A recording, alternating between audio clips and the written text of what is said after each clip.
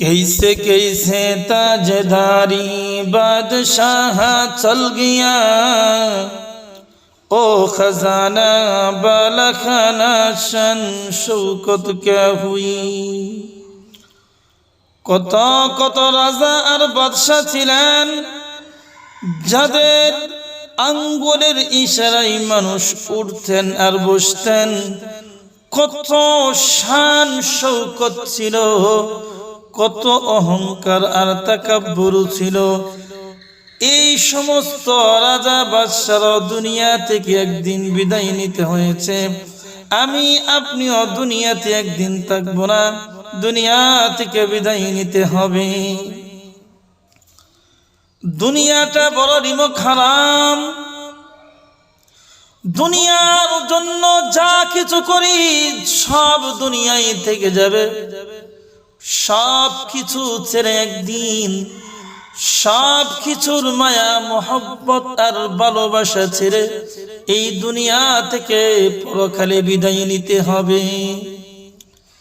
না জানি কখন কোন দিন মসজিদের মাইক দিয়ে এলান হয়, অমুক অমুক ব্যক্তি দুনিয়া থেকে বিদায় নিয়েছে, অমুক ব্যক্তি মৃত্যুবরণ করেছে। যাদের জন্য পুরা জীবনটাকে উৎসর্গ করে দিয়েছি, স্ত্রী পুত্র সন্তানাদি, কাছের মানুষ, মহব্বত আর ভালোবাসার মানুষ, তাদের নিকট আমি একজন পর হয়ে যাব।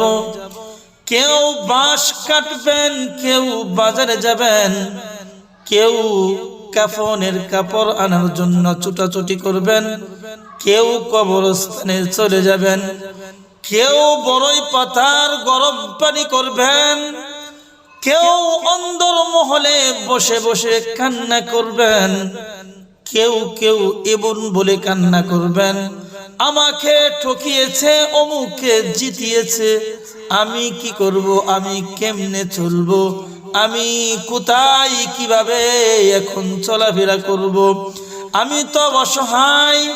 কেউ কেউ তো ওই মৃত ব্যক্তির উপর অভিশাপ দিবে, কেউ কেউ তো ওই মৃত ব্যক্তিকে লানত পর্যন্ত দেয়। দুনিয়াবাসী হলো এরকম, কিন্তু কেউ এমন চিন্তা করবে না যে ব্যক্তিটা আমাদের সুখ শান্তি, আমাদের আরাম আয়েশের জন্য নিজের জীবনটাকে উৎসর্গ করে দিয়েছে, আজ সব কিছু রেখে সব কিছুর মায়া মোহব্বত আর ভালোবাসা রেখে সে এমন এক স্থানে রওনা হয়েছে যেখানে কোনো সঙ্গী নেই, যেখানে কোনো সাথী নেই, যেখানে পরিচিত কোনো ব্যক্তি নেই। এমন এক নির্জনতার ঘর, যেই ঘর হলো পোকামাকড়ের ঘর, যে ঘর হলো সাপ বিচ্ছুর ঘর, যে ঘরের মধ্যে কোনো বাতি নেই, যে ঘরের মধ্যে কোনো আলো নেই, ওযু পারা নির্জন স্থানে রেখে দেওয়া হবে। একবার এই চিন্তা করবে না এই ঘরের মধ্যে ওই ব্যক্তিটা কিরকম ভাবে থাকবে, এই কেমন করে থাকবে।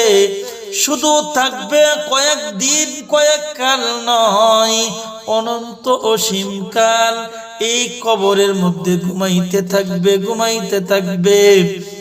এমন এক পরিস্থিতি হবে যাদের সুখ শান্তির জন্য আল্লাহ তাআলার নাফরমানি করে উপার্জন করেছে সম্পদ, এই সম্পদ নিয়ে কাটাকাটি, মারামারি, হানাহানি পর্যন্ত করবে, মামলা মোকদ্দমায় চলে যাবে, একজন আরেকজনকে লানত দিবে, সেই কবরে বসে বসে লানতের ভাগীদার হতে হবে।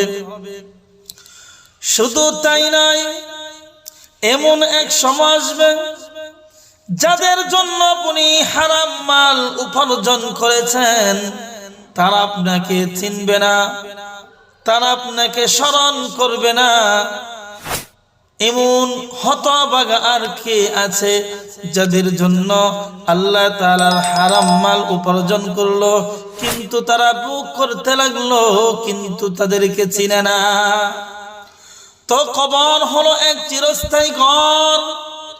এই ঘরে যাওয়ার পূর্বে যদি কবরের সরু সামানা নিয়ে যেতে পারি, তাহলে এই ঘরটা হয়ে যাবে আনন্দের, এই ঘরটা হয়ে যাবে আলোকময়, এই ঘরটাকে আল্লাহ তাআলা জান্নাতের সাথে সংযুক্ত করে দিবেন।